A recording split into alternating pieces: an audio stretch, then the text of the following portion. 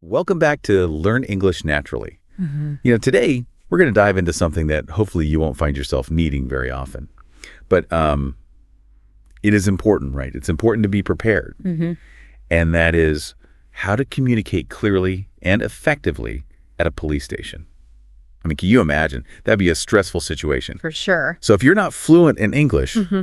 you might feel like even more unsure of yourself. Yeah. So we thought we'd equip you with some of the key vocabulary and phrases so that you can feel a little bit more at ease and know that you can communicate what you need to. And you know what I think is so interesting about this? What's that? It's that clear communication is even more important at a police station.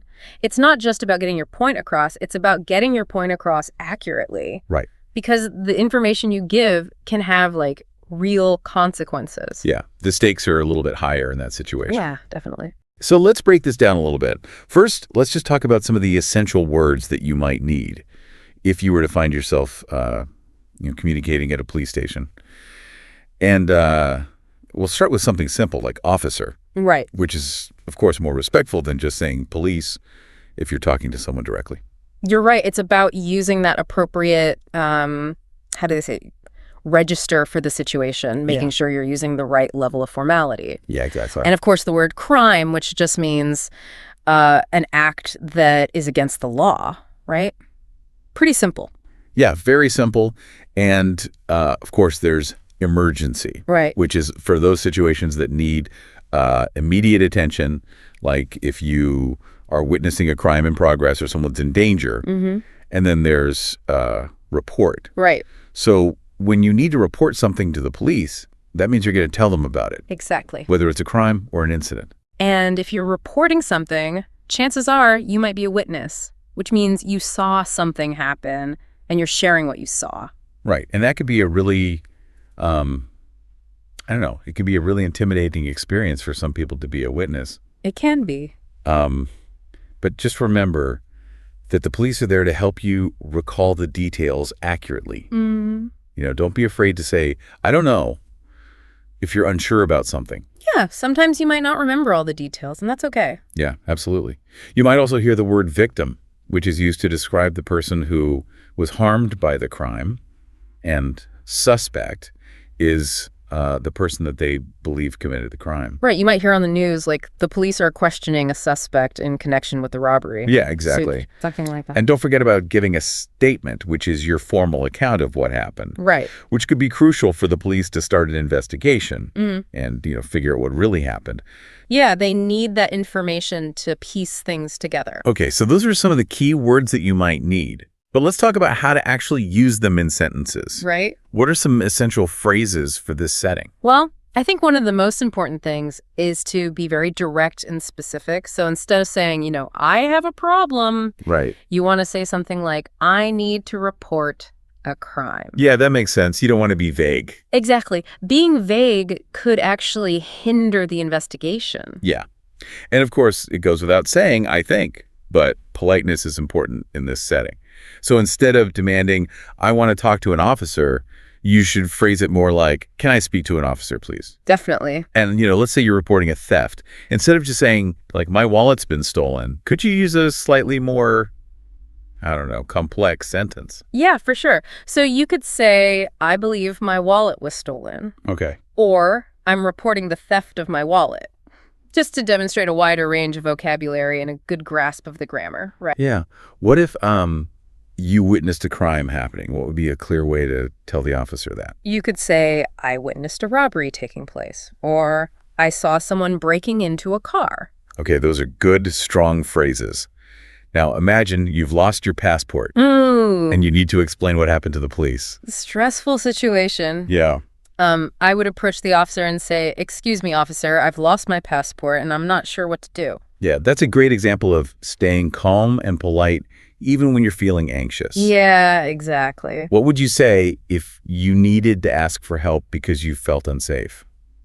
In that situation, being direct is really crucial. You could say something like, I need help. I don't feel safe. I think someone is following me. Yeah. Something like that. Okay, that's very clear, very concise. Yeah. Leaves no room for misinterpretation. Now, we've talked a lot about reporting crimes and seeking help. But what about those more routine interactions you might have at a police station? Right. Sometimes you might need to visit the police station for, I don't know, maybe you need to get a document signed or ask for directions. In those cases, the same principles apply. So even if it's not an emergency, being polite and using clear language is still important? Absolutely. It shows respect for the officers, and it helps ensure that they understand exactly what you need. Okay, now that we've covered some essential vocabulary and phrases, I think it's time to put them into practice. I agree. Are you ready to do some role-playing and bring these scenarios to life? Let's do it. Okay, great. So let's imagine you've just had your wallet stolen on the subway. What would you say to the officer at the station? Okay, I'm ready. Okay, here goes. Takes a deep breath. Excuse me, officer. I believe my wallet was stolen on the subway about 30 minutes ago. Okay, I'm the officer. I'm sorry to hear that. Can you describe what happened? Well, I was on the crowded train, and I felt someone bumped into me. And when I got off at my stop, I realized my wallet was missing. Did you see anyone suspicious or notice anything unusual? I'm not sure. It was very crowded, and I was distracted by my phone. All right, we'll need to file a report. Please have a seat, and I'll get your details. Wow. It felt really helpful to practice that. It's amazing how much easier it is to, handle a situation when you've kind of rehearsed the language beforehand. Absolutely. Practice makes perfect, especially when you're dealing with a situation that could be really stressful. Now, let's imagine a different scenario. Okay, so we've reported the theft, but imagine now you're walking home and you start to feel uneasy. Maybe you think someone is following you. Oh, gosh. This is where staying aware of your surroundings and trusting your instincts is so important. Yeah, I mean, it's definitely unsettling to feel unsafe. So how would you approach an officer in that situation? Because it's probably hard to stay calm, right? Right. Your heart's probably racing, but remember, the police are there to help. Try to just take a deep breath and say something like, "Officer, I need help. I feel like I'm being followed." Okay. That's so direct and to the point. Would you also recommend giving specific details about the person or the situation? Absolutely. The more information you can give, the better. So instead of just saying, "That person looks scary," try to give a description. Like you could say, "That man in the blue jacket has been walking behind me for several blocks and he's making me nervous." Okay, yeah. That level of detail could really make a difference. Now, let's shift gears a bit and talk about something that can happen when you're traveling, losing your passport. I know that could be a real nightmare. What are some key phrases you would need in that situation? First of all, don't panic. Go to the nearest police station and calmly explain the situation. You could say, "Hello, officer, I've lost my passport. Could you please tell me what I need to do?" Yeah, that's a great example of asking for guidance in a polite and respectful way. It's not just about knowing the right words, but using the right tone, right? You're absolutely right. Tone of voice and body language can communicate as much as words themselves. So when you're at the police station, it's important to speak clearly, speak calmly, try to maintain eye contact, and, try to avoid fidgeting, because that can make you appear less credible. That's interesting. I hadn't really considered the nonverbal aspects of communication in this context. So even if English isn't your first language, using clear body language can still help you get your message across. Definitely. Sometimes even simple gestures can be helpful. Like if you can't remember the word for wallet, you can mime taking it out of your pocket. Right. Things like that. Okay. That makes a lot of sense. It's about using all the tools at your disposal to communicate effectively. Now, we've focused on some serious scenarios, but what about everyday interactions you might have at a police station? Right. Like, let's say you're a tourist and you need to ask for directions. Right. Do those same principles of clear and polite communication apply? Absolutely. You could say, for example, "Excuse me, officer, could you please tell me how to get to the nearest bank?" Right. Something like that. Okay. And that simple interaction can still leave a positive impression. Right. Now I'm curious about cultural differences. Could those potentially impact communication with the police? That's a great question. Cultural norms around formality, directness, even eye contact can vary widely. What might be considered polite in one culture could be perceived as rude in another. So how can English learners kind of navigate those potential cultural gaps? It's always a good idea to be aware of the local customs. If you're unsure, err on the side of formality and politeness. A simple please and thank you can go a long way. And remember, most police officers are used to interacting with people from diverse backgrounds. Okay. They want to help, so don't be afraid to ask for clarification if you don't understand something. Right. Those are some really valuable insights. I think it's time to put some of these communication strategies into practice with a couple more role-play examples. Are you game? Always. Okay, great. Uh, So let's say you're in a park and you find a suspicious package. Ooh. Okay. What would you do? All right, let's set the scene. Oh, yeah. You're walking through the park. Okay. And I see a backpack under a bench, and it's been there for a while, Mm-hmm. and it just looks out of place. Okay. So I would approach an officer and say, "Excuse me, officer. I found this backpack under a bench, and I'm not sure what to do with it. It seems suspicious." Okay, good. I'm the officer. Yeah. Thank you for reporting this. Can you describe the backpack and tell me exactly where you found it? It's a black and red backpack. Right. And it's been sitting under this bench for at least an hour.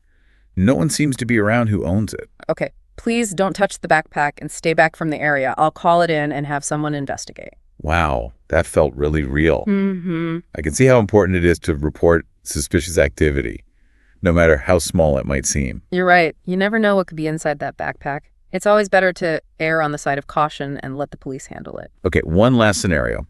Let's say I'm a tourist and I need to get to the British Embassy, Mm-hmm. but I'm completely lost. So I decide to ask for directions at the police station. Okay, I'll be the officer on duty. Hello, sir. How can I help you? "Excuse me, officer. I'm a tourist here, and I'm trying to find the British Embassy. Could you please tell me how to get there?" Certainly. The British Embassy is about a 10-minute taxi ride from here. If you go out the front doors and turn left, you'll see a taxi stand across the street. Thank you so much. That's very helpful. You're welcome. Have a safe trip. I have to say, I'm feeling much more confident about interacting with the police now. Who knew learning English could be so empowering? It's amazing how a few key phrases and a bit of practice can make a world of difference. And you know what? These communication skills are valuable in so many other situations too. That's so true. Mm-hmm. Whether you're dealing with a difficult customer service issue, negotiating a raise, or simply trying to make new friends, Yeah. clear and respectful communication is essential. But I think we have time for one more example. I agree. Let's try a situation that requires a bit more detail. Imagine you witness a hit-and-run accident. Oh, wow. Okay, I'm driving home, and I see a car speed through a red light and hit a pedestrian. Mm-hmm. The car doesn't stop. What should I do? First, make sure you and anyone else involved are safe. Then call 911 immediately and report the accident. Okay, so I call 911 and explain that I witnessed a hit and run. What information should I be prepared to give them? They'll want to know the location of the accident, a description of the car that fled the scene, and any details you can recall about the driver. Okay, that makes sense. Ooh. So I saw the car run a red light and hit a pedestrian who was crossing the street. The car was a silver sedan, and I think the driver was a young man wearing a baseball cap. Excellent. You're providing clear and specific details. The police will also want to know if anyone was injured and the extent of their injuries. Right. The pedestrian seemed to be badly hurt. He wasn't moving after he was hit. It's important to stay calm and answer the operator's questions to the best of your ability. They will guide you through the process. This feels so much more helpful than just learning vocabulary from a textbook. I can really see how these phrases will be used in a real-life situation. That's the power of role-playing. It helps us understand the nuances of language and how to apply it effectively in different contexts.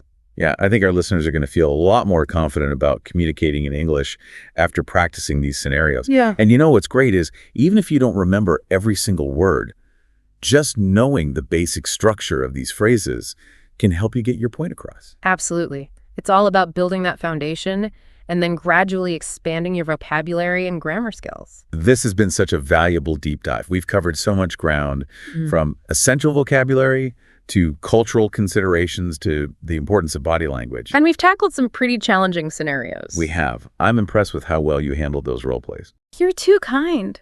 But honestly, I feel like I've learned so much from this conversation. It's not just about knowing the words, it's about understanding the nuances of communication and feeling empowered to use your voice.